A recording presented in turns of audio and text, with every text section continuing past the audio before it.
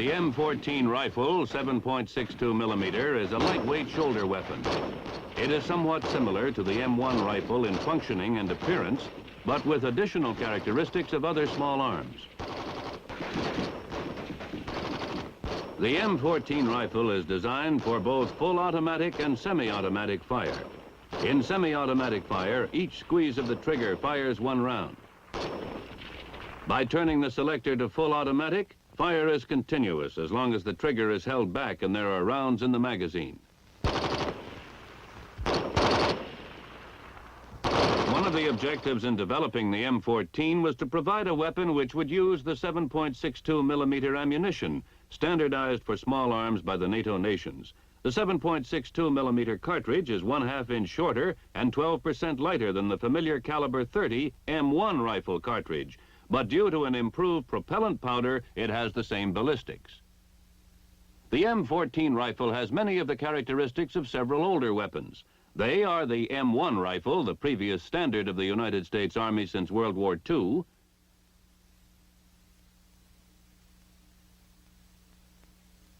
the Browning automatic rifle, the carbine, and the submachine gun M3A1. The M14 rifle will, in time, replace these four weapons. The adoption of the M14, one basic weapon, greatly reduces logistical problems. Moreover, it reduces time for training the user and small arms maintenance personnel. The new weapon has a 20-round magazine which is quickly and easily replaced. Before removing an empty magazine, the safety is placed on safe.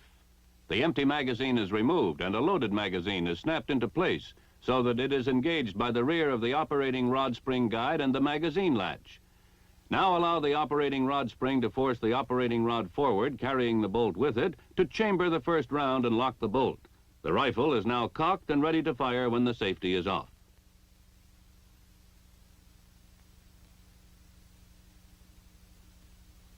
The magazine also can be replenished from the top with clips of 5 rounds each without removing the magazine from the weapon.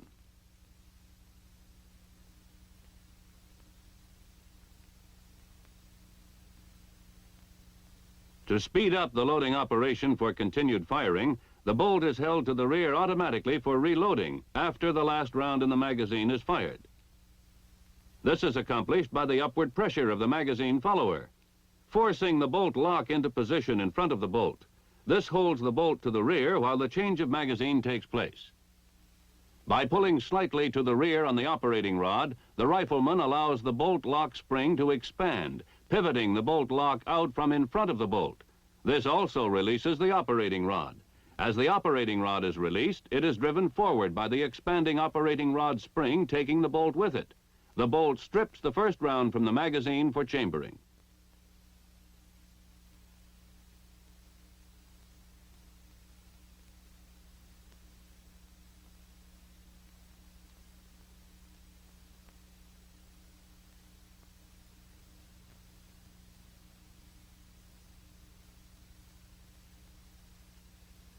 Another feature of the M14 is its flash suppressor. Slots in the suppressor act to break up the escaping gases, thus reducing the flash. The suppressor also acts as a muzzle brake, minimizing recoil and giving maximum stability during firing.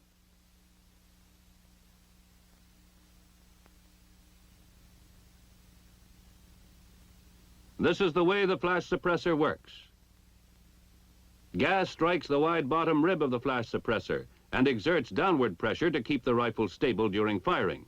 Of course, gas escapes in all other directions too.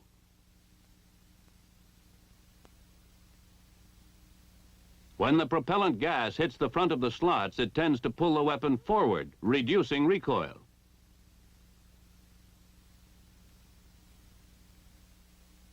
By disassembling or field stripping the weapon, you will become familiar with the parts. To field strip it, first clear the weapon. That is, remove the magazine and check to see there is no round in the chamber.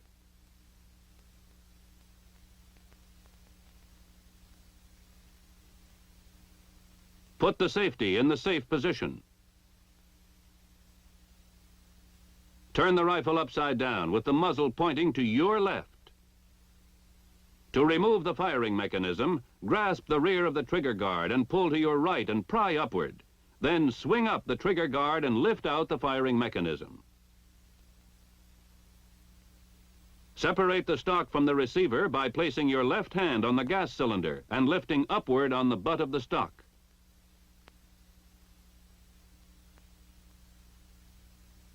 The rifle is now field stripped into its 3 basic groups.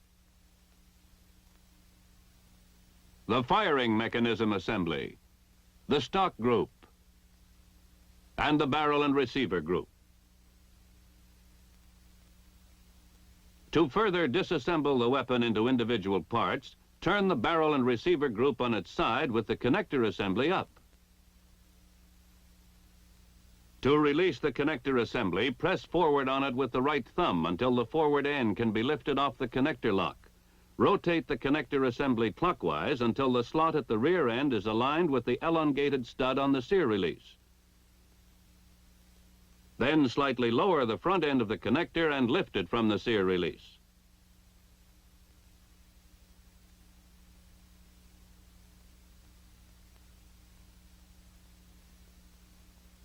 To remove the operating rod spring and spring guide, pull forward on the operating rod spring, relieving pressure on the connector lock. Pull the lock outward. Then remove the operating rod spring and spring guide. Now turn the barrel and the receiver group so the sights are up. Retract the operating rod until the guide lug on its lower surface aligns with the disassembly notch on the receiver. Lift the operating rod out and to the rear, disengaging it from the operating rod guide.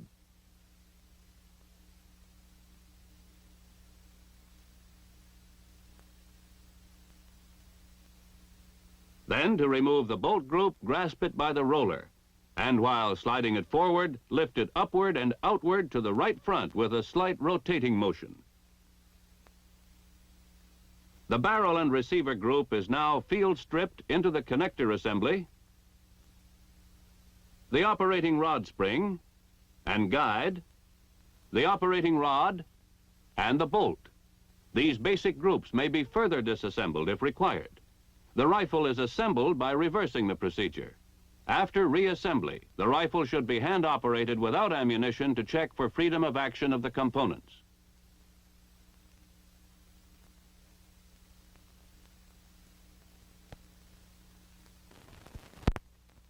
The M14 is gas-operated. That is, some of the gas formed by the firing of the cartridge is bled to the gas cylinder. In the gas cylinder, the gas inside the piston expands. The piston drives the operating rod to the rear, compressing the operating rod spring. Then the compressed operating rod spring expands, driving the operating rod to its forward position. This combination of backward and forward movements initiated by the firing of each cartridge performs a series of steps known as the cycle of functioning. The cycle of functioning can be broken down into 8 steps. Of course, these are performed as integrated and overlapping actions. The first step is feeding, which is positioning the cartridge ready for chambering. The second step is chambering, seating the round in the chamber. Third step is locking the bolt to the barrel, thus holding the cartridge seated in the chamber so that gas pressure will be maintained in the barrel to propel the bullet. The fourth step is firing, ignition of the primer of the cartridge in the chamber. Step 5 is unlocking the bolt from the barrel. Step 6 is extraction of the empty cartridge case from the chamber. In step 7, the empty cartridge case is ejected from the weapon. And step 8 is cocking in preparation for the firing of the next round. These 8 steps happen one after another, and so rapidly as to be almost simultaneous. By using a schematic drawing, we will see how these 8 steps are performed. To start the feeding step, the bolt is moved to the rear.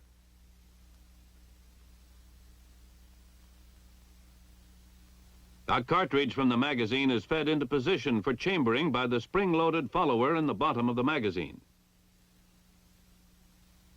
On the forward movement of the bolt, the hammer is cocked and a cartridge is stripped from the magazine. The cartridge is chambered. The bolt is locked. The rifle is now cocked and ready to be fired when the safety is off. By pressing the trigger, the hammer is released, firing the cartridge.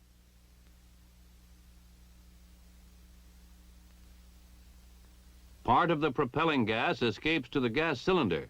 The expanding gas in the gas cylinder drives the piston and operating rod to the rear and the bolt with it. On this rear movement, the bolt is unlocked. The spent cartridge is extracted from the chamber and ejected from the rifle.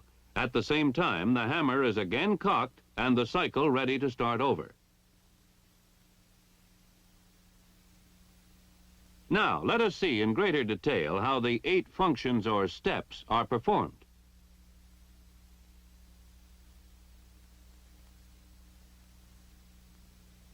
When we move the bolt to the rear, by hand initially, the bolt clears the top cartridge in the magazine. The magazine spring, exerting pressure against the follower, forces the top cartridge up in front of the bolt in position for chambering. Let us look at it again.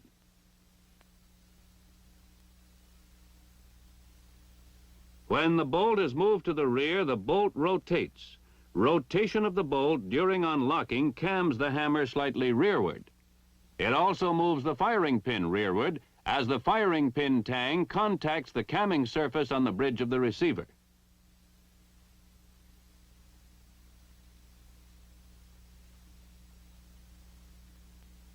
As the bolt continues to the rear of the feed rib on the bottom of the bolt forces the hammer to the rear and down, pivoting the hammer on the hammer pin.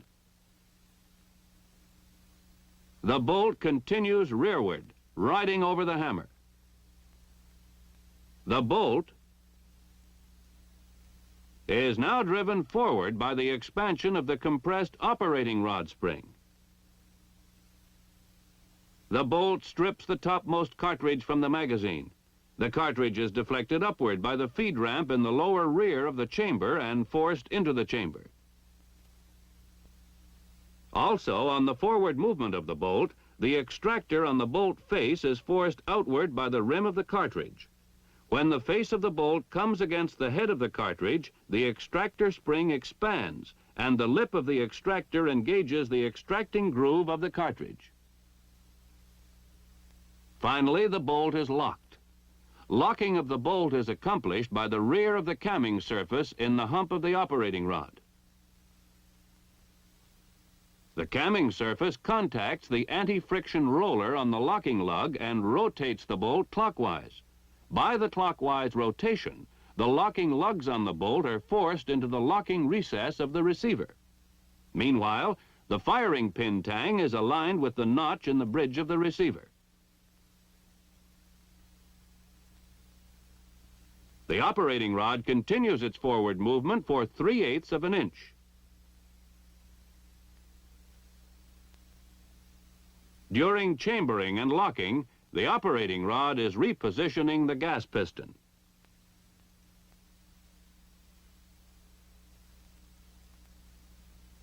With the first round chambered and locked, the next step is firing. Firing, of course, is initiated in the firing mechanism assembly. The firing mechanism assembly consists of the hammer, the hammer spring, which drives the hammer and which is compressed when the hammer is cocked, the hammer hooks, which are held by the trigger lugs, the safety, which engages the hammer and blocks movement of the trigger when in the rear safe position, and the sear. The movement of the bolt to the rear forced the rear hammer hooks into engagement with the sear, which prevents the hammer from following the bolt forward. When the trigger is released, the front hammer hook will be engaged by the trigger lugs as soon as the sear releases the rear hammer hooks. When the trigger is squeezed, the trigger lugs release the hammer hooks so that the hammer spring can drive the hammer forward. The hammer strikes the tang of the firing pin and moves it forward. The firing pin strikes the primer on the base of the cartridge, igniting the powder. When the cartridge is fired in the chamber, gas pressures build up.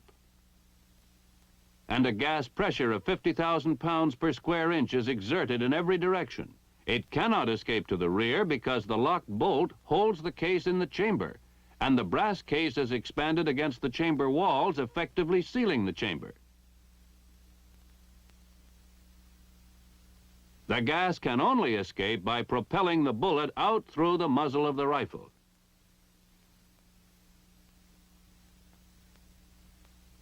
Near the muzzle is the gas port in the barrel, and as the bullet clears the gas port, part of the gas is bled off, entering the gas cylinder and piston. As gas enters the piston, it expands into the gas cylinder plug.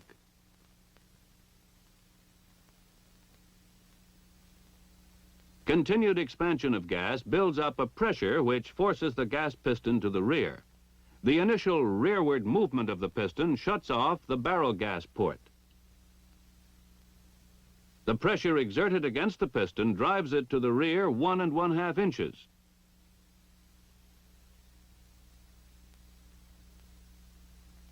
As the piston clears the lower gas port in the gas cylinder,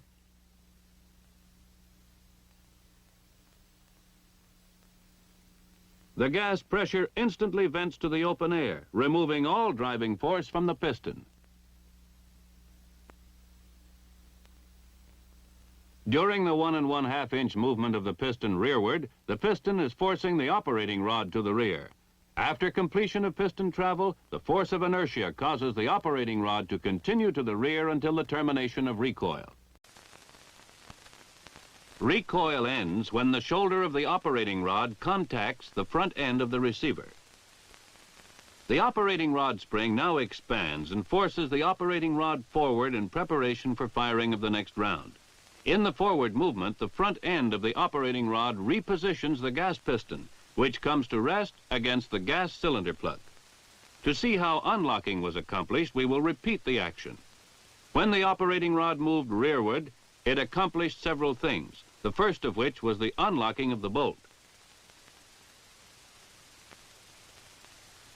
Before the bolt starts to unlock, the operating rod permits 3/8 of an inch of free travel to the rear. This is a safety factor, permitting the bullet to leave the muzzle and gas pressure to subside before unlocking begins. This prevents gas from blowing back into the rifleman's face when the bolt unlocks. At the completion of free travel, the front of the camming surface in the hump of the operating rod comes in contact with the anti-friction roller on the right locking lug.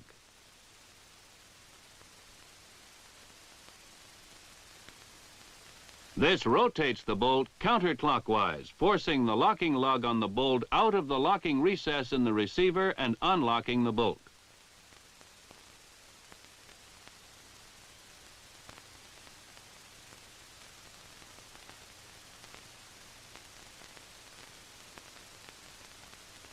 While the bolt is being unlocked, slow initial extraction takes place. The rim of the cartridge case is gripped firmly by the extractor. A slow twisting pull called slow initial extraction is imparted by the rotating bolt.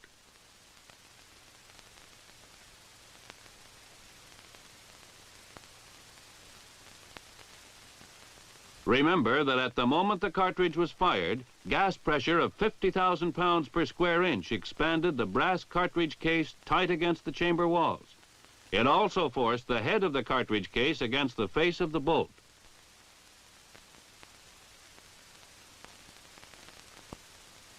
To pry the cartridge loose, the slow twisting pull is required. It begins just before unlocking is completed. The corresponding radii of the locking lugs on the bolt and the locking recesses of the receiver, along with the rotation of the bolt, allow a slight rearward movement of the bolt. This rearward twisting action loosens the case in the chamber and causes slow initial extraction. When the bolt continues to the rear, following unlocking and extraction, the spent cartridge is ejected.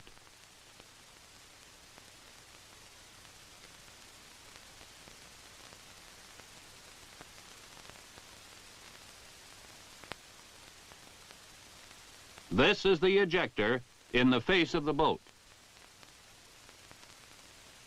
The ejector spring is compressed when the ejector is held flush against the face of the bolt. When a round is in the chamber and the bolt is locked, the head of the cartridge compresses the ejector spring. During extraction, the chamber wall holds the neck of the expended cartridge case in line with the bore.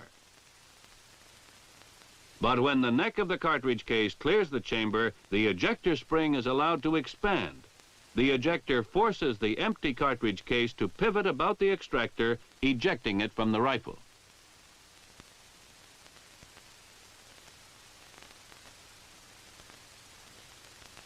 After the spent cartridge is ejected, the bolt continues to the rear over the rounds in the magazine. The rounds are under pressure by the follower. When the bolt begins its forward movement, the hammer is cocked and the cycle is then repeated. Feeding, chambering, locking, firing, unlocking, extracting, ejecting, and cocking.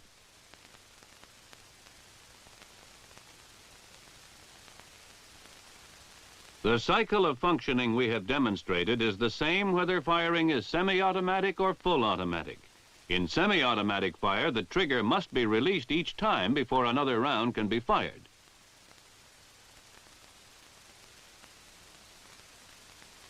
In full automatic fire, cartridges are fired continuously as long as the trigger is held to the rear. Let's see how the mechanism of the rifle can be adjusted to fire either single shots or bursts. To see how the firing mechanism operates, we will use an oversized model. If the firing mechanism assembly were operating at normal speed, recoil would happen so fast that no rifleman firing single shots would have time to release the trigger in preparation for the next single shot. To overcome that, the sear is provided. The sear catches the hammer hooks even though the trigger is still being squeezed. When the trigger is released, the rear hammer hooks are released from the sear, and the front hammer hooks are engaged by the trigger lugs. The weapon is now cocked and ready to fire again when the trigger is squeezed.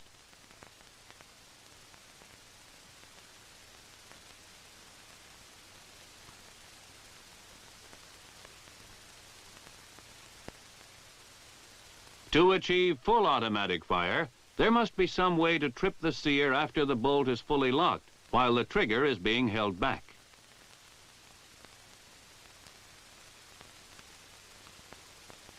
This is done by the selector,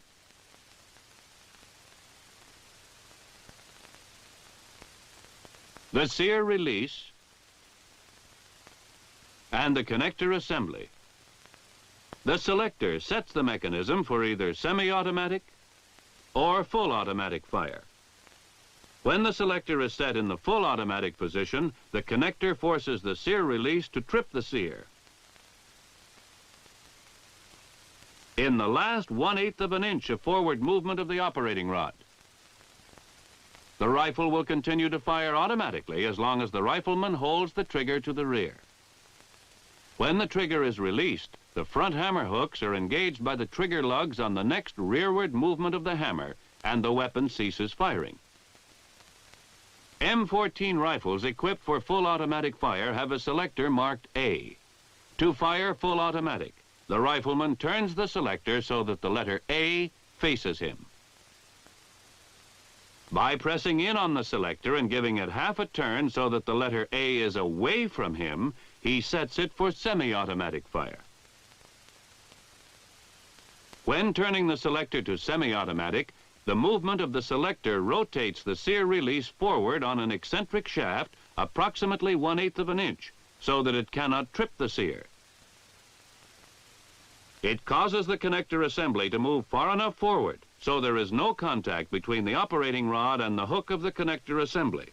This positions the sear release so it cannot contact the sear. At the discretion of the unit commander, the M14 rifle may be issued to troops either with the selector or with a selector lock like this one, which permits only semi-automatic fire. In summary, the M14 rifle fires the standard NATO 7.62 millimeter ammunition for small arms. It fires semi-automatic, one shot each time the trigger is squeezed. And it can also be set to fire full automatic. That is, delivering continuous fire as long as the trigger is held back and there are rounds in the magazine. The M14 rifle was developed to incorporate important features of these 4 battle-tested weapons and to replace them. The M14 has great firepower and versatility. It gives reduced weight, ease of logistical support, great reduction in training time, and most important, increased firepower for the individual rifleman.